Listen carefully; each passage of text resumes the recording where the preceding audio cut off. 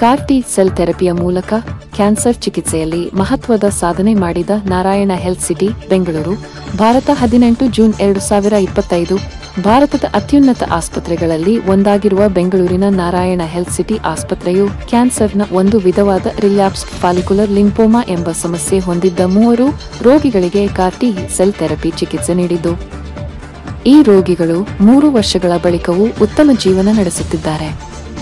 ಈ ಮೂಲಕ ಆಸ್ಪತ್ರೆಯು ಕ್ಯಾನ್ಸರ್ ಚಿಕಿತ್ಸೆಯಲ್ಲಿ ಹೊಸ ಮೈಲಿಗಲ್ಲು ಸಾಧನೆ ಮಾಡಿದೆ.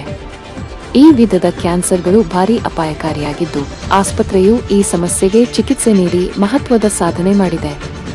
Chimeric antigen receptor T cell CAR T ಥೆರಪಿಯು ಒಂದು ಅತ್ಯಾಧುನಿಕ ಇಮ್ಯುನೊಥೆರಪಿಯಾಗಿದ್ದು ರಿಲ್ಯಾಪ್ಸ್ಡ್ ಅಥವಾ ಚಿಕಿತ್ಸೆಗೆ ಪ್ರತಿರೋಧ ಒಡ್ಡುವ ಲಿಂಫೋಮಾ ಸಮಸ್ಯೆ ಹೊಂದಿರುವ ರೋಗಿಗಳಿಗೆ ಆಶಾಕಿರಣವಾಗಿ ಮೂಡಿಬಂದಿದೆ.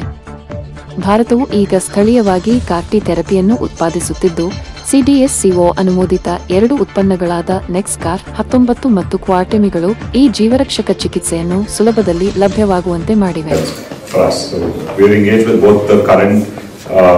Manufacturers in the market. One of them, like Sharasa mentioned, is housed inside Narayana Health City itself. And that's where the manufacturing happens. So logistically, it's easy for patients to get the therapy. The manufacturing happens within the same building on the 8th floor and 7th floor is where the infusion happens. That's an advantage that we've got. But we're also engaging with the other company that is in this space. We're also engaging with research agencies where newer products can come to market so that we're able to help them in their research journey and ensure that we have a load of patients that are waiting for this, who are ready for trials, who are ready for this research activity, and so we engage with them to bring any new product to market as well, which will eventually bring down the manufacturing costs and also bring down the cost to the patients. That's the primary objective for us. Beyond this, the support systems that we require is in terms of patient funding. So as far as funding is concerned, we work with a lot of companies, a lot of organizations, the governments, to be able to source funding for patients.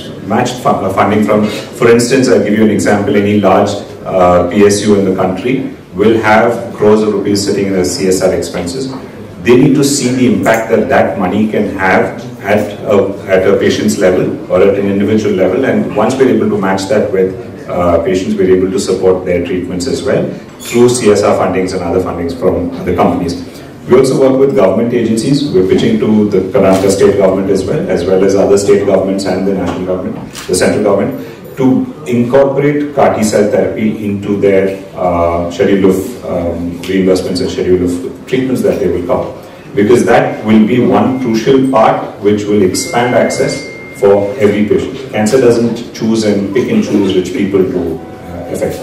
Cancer is as prevalent in the poor as it is in the rich. It's just the problem of accessibility and affordability that keeps them from getting treated. And something like a government initiative or something like a corporate initiative can go a long way in helping us treat those patients. Until then, we continue to go forward in these efforts. But from our side, we are continually focused in exploring newer therapies, newer ways of okay, basically ಇವತ್ತು meeting ಯಾಕೆ ಕರೆಸಿದ್ರು ಅಂದರೆ, ಈಗ cancer ಕಾಯಿಲೆಗೆ generally ನಾವು ಬರೀ chemotherapy ಅಥವಾ surgery treatment ಬಗ್ಗೆ ನಮಗೆ ತಿಳುವಳಿಕೆ ಇರುತ್ತೆ. ಇತ್ತೀಚೆಗೆ ಇಮ್ಯುನೊಥೆರಪಿ ಅಂತ ಒಂದು ಹೊಸ ಟ್ರೀಟ್ಮೆಂಟ್ ಬಂದಿರೋದ್ರಿಂದ ಅದು ನಮಗೆ ಜನರಿಗೆ ಅದ್ರ ಬಗ್ಗೆ ಅವೇರ್ನೆಸ್ ಕೊಡಲಿಕ್ಕೆ ಈ ಥರ ಮೀಟಿಂಗ್ ಕರೆಸಿರೋದು. ಈಗ ಈ 2 ಪೇಷಂಟಿಗೂ ಈ ಥರ ಈ ಕಾರ್ ಟಿ ಥೆರಪಿ ಅಂದರೆ ಇಮ್ಯುನೊಥೆರಪಿ ಅವ್ರದ್ದೇ ಸ್ವಂತ ಟಿ ಸೆಲ್ಸ್ ಕಲೆಕ್ಟ್ ಮಾಡಿ ಅದನ್ನು ರಿಸೆಪ್ಟರ್ ಚೇಂಜ್ ಮಾಡಿ ವಾಪಸ್ ಹಾಕಿದರೆ ಆ ಸೆಲ್ಲು ಕ್ಯಾನ್ಸರ್ ಸೆಲ್ಸಿಗೆ ಹೋಗಿ ನಾಶ ಮಾಡುತ್ತೆ. ಇದರಲ್ಲಿ ಸ್ಟ್ರಾಂಗ್ ಕೀಮೋಥೆರಪಿ ಅಥವಾ ಸರ್ಜರಿ ಕೊಡೋ ಅವಶ್ಯಕತೆ ಇರಲ್ಲ. ಆ್ಯಂಡ್ ನೀವೇ ನೋಡಿದಿರ ಇವಾಗ ಈ ಪೇಷಂಟ್ಸಿಗೆ ಸೈಡ್ ಎಫೆಕ್ಟ್ ಆ ಥರ ಏನಿಲ್ಲ, ಭಾಳ ಸುಲಭವಾಗಿ ಮಾಡ್ಬೋದು. ಸ್ವಲ್ಪ ವಯಸ್ಸಾಗಿದ್ದೋ ಪೇಷಂಟ್ಸಿಗೂ ಮಾಡ್ಬೋದು. ಈಗ ಸದ್ಯಕ್ಕೆ ಕಾಯಿಲೆ ರಿಟರ್ನ್ ಬಂದಾಗ ಮಾಡ್ತಾ ಇದ್ದಾನೆ, ಇವಾಗ ಉಪಯೋಗಿಸ್ತಾ ಇರೋದು. ಸದ್ಯಕ್ಕೆ ಇನ್ನು ಮುಂದೆ ಕಾಯಿಲೆ ಕಂಡಿದ್ದ ಕೂಡಲೇ ಅದನ್ನು ಟ್ರೀಟ್ಮೆಂಟ್ ಮಾಡಲಿಕ್ಕೆ ಅವಶ್ಯಕತೆ ಸಿಗುತ್ತೆ. Thank you. ಸೊ ಇವಾಗ ಆ್ಯಕ್ಚುಲಿ ಪೇಷಂಟ್ ಮುಖಾಂತರ ಆಲ್ಮೋಸ್ಟ್ 20ಕ್ಕಿಂತ ಜಾಸ್ತಿ ಪೇಷಂಟ್ಸ್ ಆಗಿದೆ. ಇದರಲ್ಲಿ ಲಾಂಗೆಸ್ಟ್ ಫಾಲೋಅಪ್ ಇರೋ ಪೇಷಂಟ್ಸ್ ಆಲ್ಮೋಸ್ಟ್ ಇವಾಗ 3 ವರ್ಷ ಆಗಿದೆ ಇವಾಗ ಟ್ರೀಟ್ಮೆಂಟ್ ಮಾಡಾದಮೇಲೆ ಅವರಿಗೆ ಇವಾಗ ಫಾಲೋಅಪಿಗೆ ಕರೆಸಿದ್ವಿ. ಬಿಕಾಸ್ ಕ್ಯಾನ್ಸರ್ ಕಾಯಿಲೆಯಲ್ಲಿ ಎಷ್ಟು ನಮಗೆ ಜಾಸ್ತಿ ಫಾಲೋಅಪ್ ಸಿಗುತ್ತೆ ಅಷ್ಟು ಒಳ್ಳೆ ಕ್ಯೂರ್ ರೇಟ್ ಇದೆ. ಜನರಲಿ 5 ವರ್ಷ ಕ್ರಾಸ್ ಆದಮೇಲೆ ನಾವು ಕಂಪ್ಲೀಟ್ ಕ್ಯೂರ್ ಅಂತ ಹೇಳ್ತೀವಿ.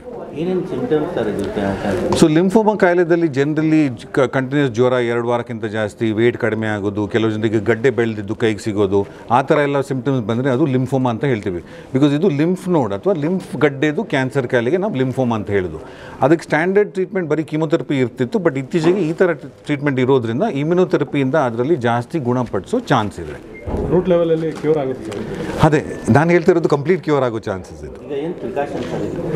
ಸೊ ಪ್ರಿಕಾಷನ್ಸ್ ಇದು ಬರಬಾರ್ದಂತ ನೋಡಲಿಕ್ಕೆ ಜನರಲ್ ನಾವೆಲ್ಲ ಹೇಳ್ತೀವಿ, ಹೆಲ್ತಿ ಲೈಫ್ ಸ್ಟೈಲು, ನೀವು ಏನೆಲ್ಲ ಏನೋ ಆಹಾರ ತೊಗೊಳ್ಳೋದು ಸ್ವಲ್ಪ ಜಾಗ್ರತೆ ಇರಬೇಕು, no smoking, no alcohol, sedentary lifestyle ಇರಬಾರ್ದು, ಆದಷ್ಟು ಎಕ್ಸಸೈಸ್ ಮಾಡಬೇಕು, BP ಶುಗರ್ ಕಂಟ್ರೋಲಲ್ಲಿ ಇದ್ದರೆ ಅದೆಲ್ಲ ಮಾಡಿದರೆ ನಾವು ಜನರಲ್ ನಮ್ಮದು ಹೆಲ್ತ್ ಚೆನ್ನಾಗಿರುತ್ತೆ, ಕ್ಯಾನ್ಸರ್ ಬರೋ ಚಾನ್ಸಸ್ಸು ಕಡಿಮೆ ಇರುತ್ತೆ. ಬಟ್ ಸ್ಪೆಸಿಫಿಕ್ ಆಗಿ ಇವಾಗ ಲಂಗ್ ಕ್ಯಾನ್ಸರ್ಗೆ ಸ್ಮೋಕಿಂಗ್ ಮಾಡದೇ ಇಲ್ಲದಿದ್ದರೆ ಬರೋ ಚಾನ್ಸಸ್ ಕಡಿಮೆ ಅಂತ ಹೇಳ್ತೀವಿ. ಆ ಥರ ಇದು ಯಾವುದು ಕಂಡು ಹಿಡಿದಿಲ್ಲ ಈ ಥರ ಕಾಯಿಲೆಗೆ. ಕಾಸ್ಟ್ ವೈಸ್ ಎಷ್ಟಾಗುತ್ತೆ? ಸೊ ಇದು ಇತ್ತೀಚೆಗೆ ಇವಾಗ ನಾನು ಹೇಳಿದ್ದಲ್ಲ, ಒಂದು 25-30 lakhs ರೇಂಜಲ್ಲಿದೆ. ಬಟ್ ಡೆಫಿನೆಟ್ಲಿ ಕಡಿಮೆ ಆಗುತ್ತೆ. And I am thinking soon 10-15 lakh ರೇಂಜಲ್ಲಿ ಬರಬಹುದು ಅಂತ ಅನಿಸ್ತಾ ಇದೆ. ಬಿಕಾಸ್ ಈ ಮ್ಯಾನುಫ್ಯಾಕ್ಚರಿಂಗ್ ಎಲ್ಲ ನಮ್ಮ ದೇಶದಲ್ಲೇ ಆಗ್ತಾಯಿದೆ ಈಗ. ಸೊ ಈಗ ಸದ್ಯಕ್ಕೆ ಮೇನ್ ಹಾಸ್ಪಿಟಲ್ ಇವಾಗ ಎಲೆಕ್ಟ್ರಾನಿಕ್ ಸಿಟಿನಲ್ಲಿ ಇರೋದು. ಬಟ್ ಟೋಟಲಿ ಇಂಡಿಯಾದಲ್ಲಿ ಒಂದು 34 ಹಾಸ್ಪಿಟಲ್ಸ್ ಇದೆ ಈಗ ಸದ್ಯಕ್ಕೆ, ಎಲ್ಲ across the country. Sharath Damodar.